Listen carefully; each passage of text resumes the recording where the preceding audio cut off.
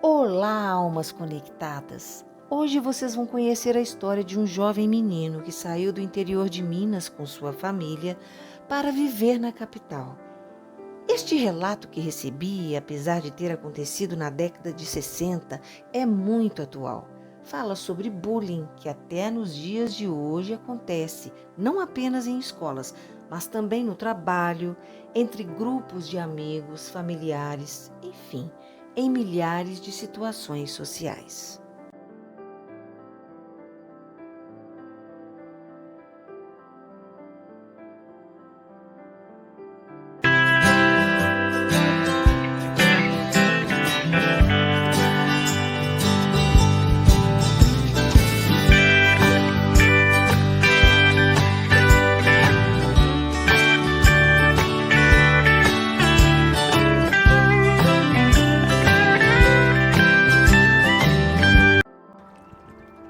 Este relato nos conta sobre os sofrimentos vividos por um jovem menino que chega do interior com sua família, formada por sua mãe viúva e 9 filhos. Acabavam de completar 3 meses na nova morada, um barracão de um quarto, uma sala, uma cozinha pequena, um banheiro e uma pequena área de serviço. Em um varal de tamanho médio que era fixado de um muro a outro do barracão vizinho, eram colocadas as roupas lavadas para secar de 9 pessoas. As 3 irmãs maiores, Zinha, Tida e Irene, já conheciam a cidade, pois vieram na frente e logo conseguiram arrumar emprego e assim puderam ajudar os irmãos e as irmãs mais inexperientes e recém-chegados. Para o irmão mais novo, o José, o qual relata esta história, a irmã Irene conseguiu, com um conhecido de seu patrão, dono de uma editora, um trabalho com os livros didáticos. Esses que são indicados pelos membros do Ministério da Educação e Cultura. José era aquele típico menino do interior que ainda usava calças curtas. Era tímido, apesar de seus 15 anos. Ele conta que tinha uma estrutura pequena e já sentia que não ia crescer muito. Era rotulado de baixinho por seus colegas do interior. No seu primeiro dia de trabalho, colocou sua melhor roupa e estava muito feliz pela primeira experiência de trabalho na cidade grande. Ao chegar na empresa, conheceu outros 19 jovens que, como ele, também estavam iniciando um trabalho. Ficaram juntos em volta de uma mesa grande, espaçosa, empacotando livros em montes de 10 e também colocando etiquetas nas embalagens endereçadas para várias cidades do estado mineiro e de outros também. Estava tudo indo bem, após algumas horas de trabalho, quando já percebeu risinhos marotos e olhares em sua direção. Esses novos colegas eram mais novos do que ele, eram mais altos e usavam calças compridas. Não paravam de cochichar e olhar de forma debochada para o pobre menino que era totalmente diferente deles. Relata José que já era tímido e sentia-se bem menor do que já era. Tudo isso foi aos poucos apertando seu coração com uma enorme angústia e que ele não sabia como se defender. Temia que não iria suportar por muito tempo esse sofrimento. Sua autoestima estava sendo destruída aos poucos por aqueles demônios em forma de gente. Porém, José sempre trabalhou para sobreviver e ajudar nas despesas da casa, assim como seus irmãos e irmãs, e o jeito era aguentar firme e tentar passar por cima desses desaforos enviados em sua direção para acabar com sua paz. Aquele dia custou a passar. No final do expediente, às 17 horas, a empresa encerrava suas atividades. Todos se dirigiram ao corredor para bater o cartão de ponto no relógio. Acreditem, os 19 garotos despediram do menino, rindo e falando: José, você é muito pequeno e ainda usa calças curtas. Você não vai crescer, será um anão. José não reagia e nem podia, pois eram muitos contra ele. Percebeu novamente que seu sofrimento junto àqueles capetas seriam enormes. Voltou para casa naquele dia triste e desanimado.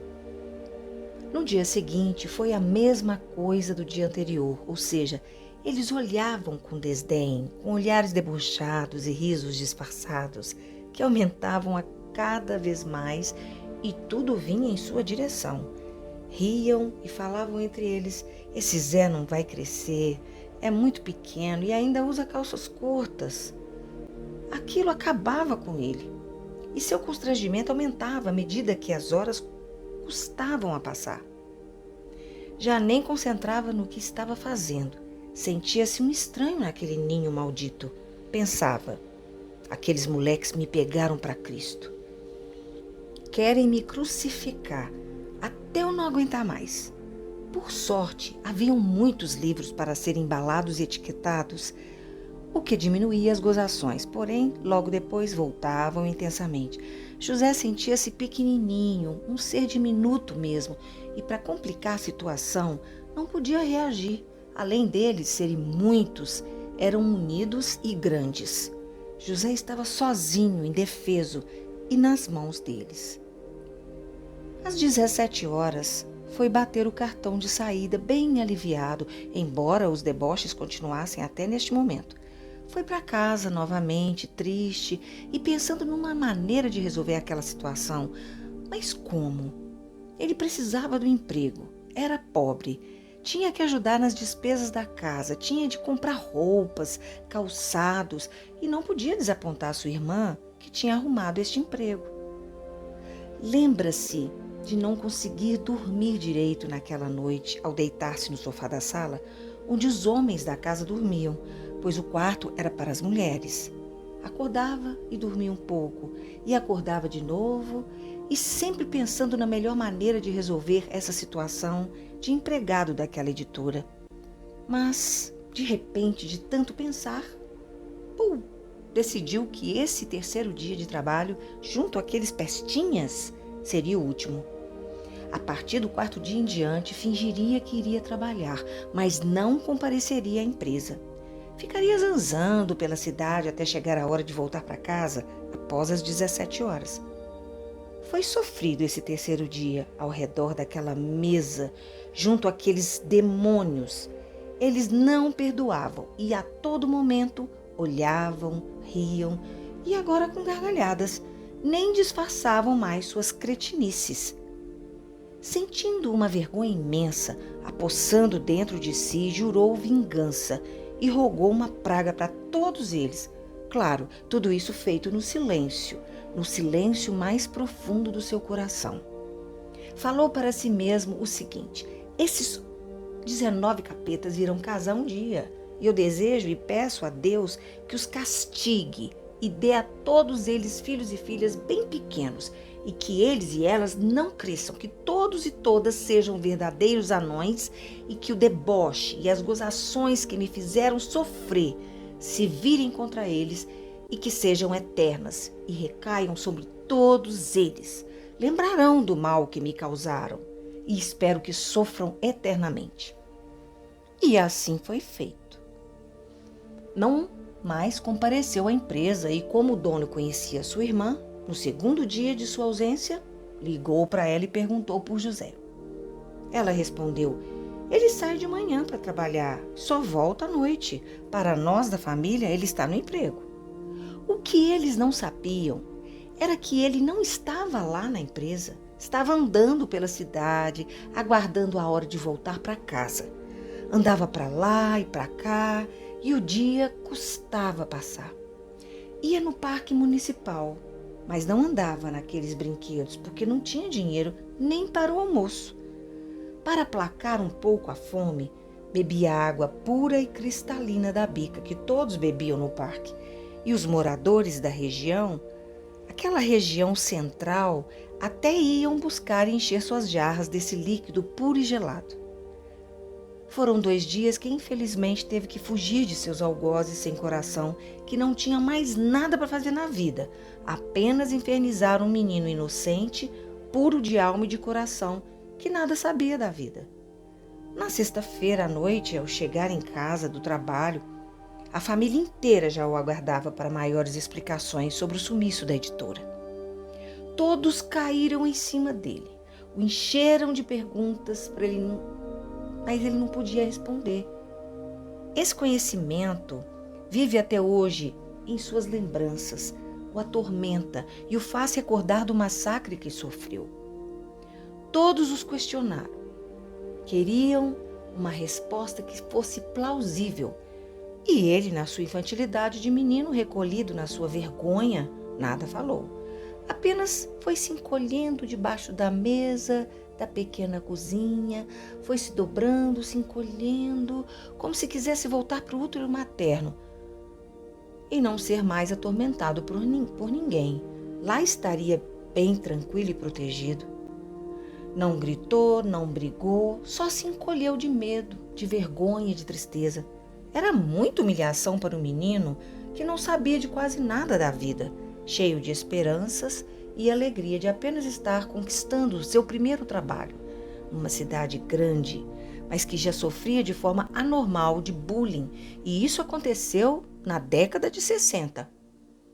Ele não se via como gente, sentia-se um bicho do mato perdido numa selva grande, selva de pedra, que para ele era uma cidade grande repleta de gente ruim. Sua família, pressentindo sua angústia, e algumas irmãs com dó desse irmão pequeno, choraram, percebendo sua fragilidade. Irene, Tida, Zinha eram e sempre foram para ele seus 3 anjos de guarda que o socorriam sempre. Pediram para que a família parasse com aquele massacre. E já que José não falaria nada mesmo, não adiantaria nem bater. Finalmente, o caso foi encerrado. Na semana seguinte, Irene entrou em contato com a editora dizendo que seu irmão José não iria mais trabalhar lá. O clima ficou pesado, mas nada mais foi falado em casa sobre esse dolorido episódio familiar. Passou o Natal, chegou o Ano Novo e novamente sua irmã arrumou um outro emprego para ele, desta vez em uma famosa loja, Novo Camiseiro. E agora José já usava calças compridas. Muitas décadas depois ele se casou, teve uma filha e numa dessas reuniões de família na casa de Irene, ele resolveu contar um motivo pelo qual fugiu do trabalho na editora e todos ficaram perplexos. Sabiam que José ainda era um pouco complexado, mas que fazia um esforço descomunal para se livrar desse pesadelo. E, graças às leituras dos mais variados livros, aos poucos, tudo foi entrando nos eixos. Mas vejam como algo que para alguns é simples faz um estrago na vida de uma criança. O bullying, também chamado de intimidação sistemática, é todo ato de violência física ou psicológica intencional e repetitiva que ocorre sem motivação evidente, praticado por indivíduo ou grupo, contra uma ou mais pessoas, com o objetivo de intimidá-la ou agredi-la, causando dor e angústia à vítima, em uma relação de predador e caça. Na escola, a consequência disso pode ser o isolamento social, perda de motivação, piora no rendimento escolar e traumas psicológicos. Esses são apenas alguns exemplos de como esse tipo de agressão pode prejudicar a criança que é vítima dele. Fica aqui um alerta para todos os pais, educadores e todos nós aqui.